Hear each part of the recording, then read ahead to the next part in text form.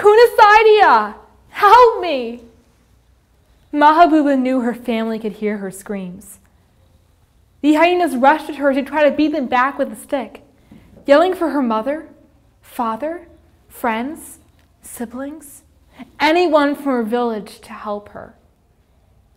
Her village had forced her out earlier that day, claiming she'd been cursed by God. But Mahabuba can't even walk. She's in terrible pain, and she can't even control her bodily functions. Her own mother told her to leave because of the shame she had brought her family. Yesterday, Mahabuba watched her village bury her baby. Mahabuba suffers from obstetric fistula, a very preventable and equally horrible childbirth injury. At just 13 years old, she was raped and became pregnant, but could not deliver her child. Her future was destroyed forever. Her problem is frighteningly common. It affects 3.5 million women worldwide. And it's especially horrible in Sierra Leone, the 23rd poorest country in the world, according to a global finance study. The Civil War 10 years ago destroyed many cities, roads, schools, and hospitals, and as a result, it has some of the highest maternal and infant mortality rates in the world. 1 in every 8 women die in childbirth, and many more are left scarred for life. Today I'll be examining the problem, suffering, and the solution for obstetric fistula in Sierra Leone specifically. Now, obstetric fistula is known as the biggest problem that you've never heard of. It was actually once a global problem, though. The first fistula hospital opened in 1850 in New York City, but as child marriage, malnutrition, and unsafe birth practices decreased, so did obstetric fistula. The first hospital closed in the late 1800s, shutting it out of the mind of most Western nations. Obstetric fistula is 100% preventable with access to an emergency cesarean section, says Dr. Madge. He's an obstetric fistula repair surgeon who has a clinic in Africa, has been to Africa 40 times, and performed over 1,200 fistula surgeries. However, in poor nations that don't have access to such basic medical care, the results of this injury can be devastating.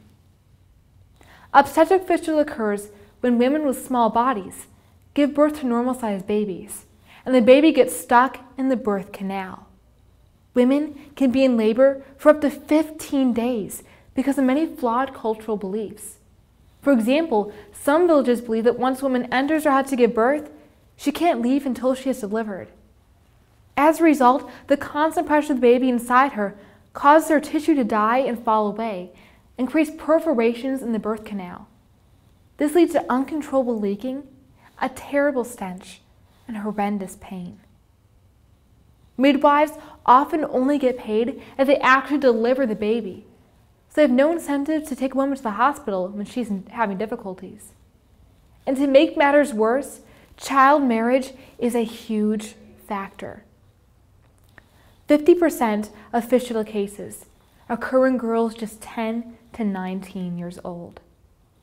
This was the case for Hadassah Abrahams, an 18-year-old fistula patient. She says, "When I was in labor, the women were holding me and pushing on me. When I got home, I started to leak. I got very sad." But the pain is not just physical from having their bodies literally broken by childbirth, but also psychological.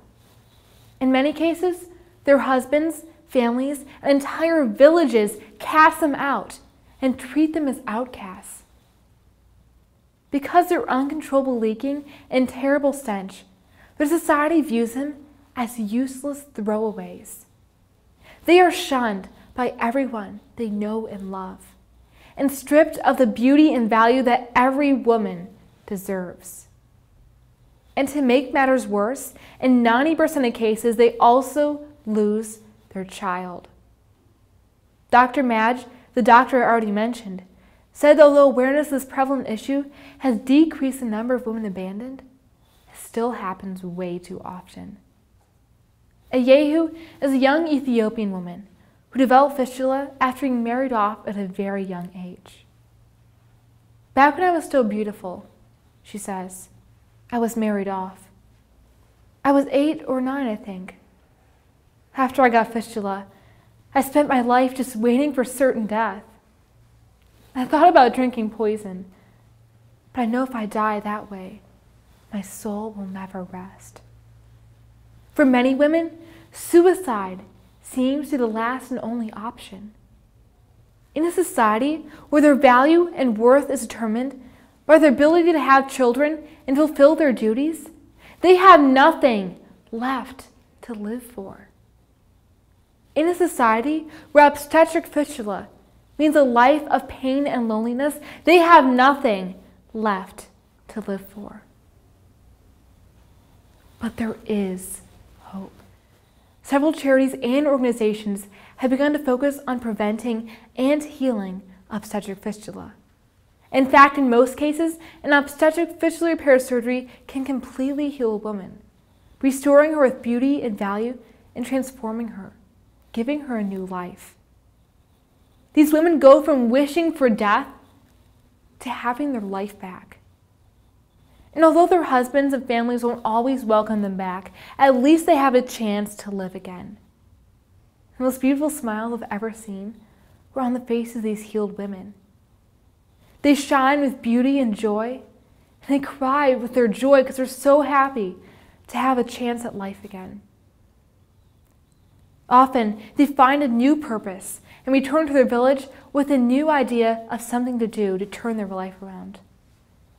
Measly Shagru, a young fistula patient, knows she can never have an intimate relationship or give birth because of her injuries.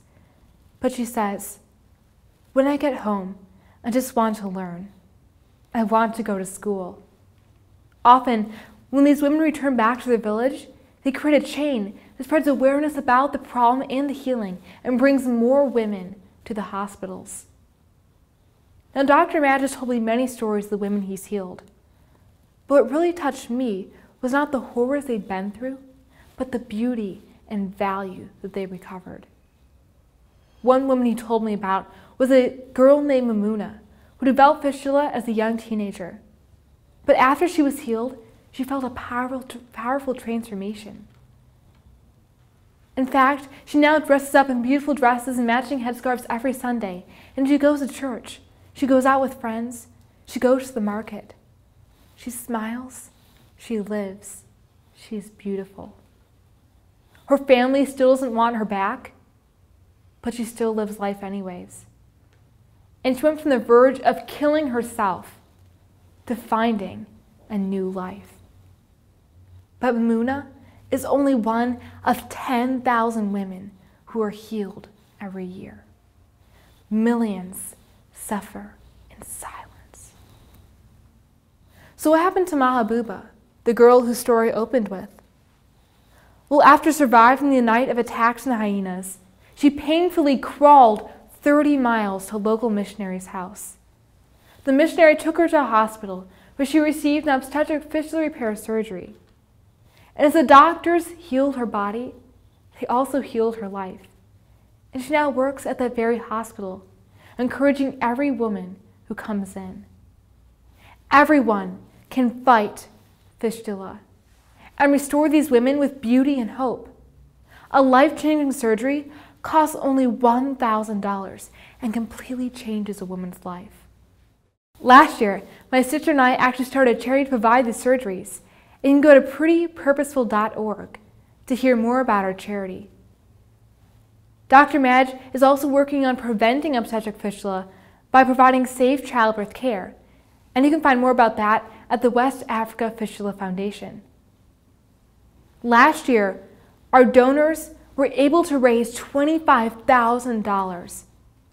That means 25 women's lives will never be the same. But 3.5 million women are still out there, suffering every day, outcasts every moment of their lives. Women just like Hadassah, Measly, Mamuna, Mahabuba, and Yehu. But we can change that. We can help make these women pretty purposeful. Thank you.